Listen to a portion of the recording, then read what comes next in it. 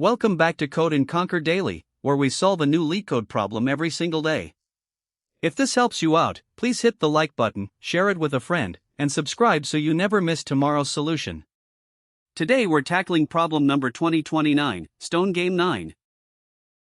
LeetCode problem number 2029, Stone Game 9. Alice and Bob continue their games with stones. There is a row of n stones, and each stone has an associated value. You are given an integer array stones, where stones, I, is the value of the ith stone. Alice and Bob take turns, with Alice starting first. On each turn, the player may remove any stone from stones. The player who removes a stone loses if the sum of the values of all removed stones is divisible by 3. Bob will win automatically if there are no remaining stones, even if it is Alice's turn. Assuming both players play optimally, return true if Alice wins and false if Bob wins. For example, given stones equals 2, 1, the expected output is true. The brute force approach involves simulating all possible games and checking if Alice wins or loses. This can be done by generating all possible sequences of stone removals and checking the sum of the removed stones after each turn.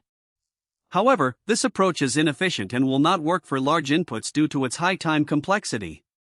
The complexity here is 2 to the power of n. The optimal approach involves using dynamic programming to keep track of the sum of the removed stones and the current player. We can use a hash map to store the number of stones with each remainder when divided by 3. We can then use this information to determine if Alice can win the game by checking if there is a way for her to remove a stone and make the sum of the removed stones not divisible by 3. If there is no way for Alice to win, then Bob will win the game. The complexity here is n. Now let's implement the optimal solution in C++. I'll write it out step by step so you can follow along.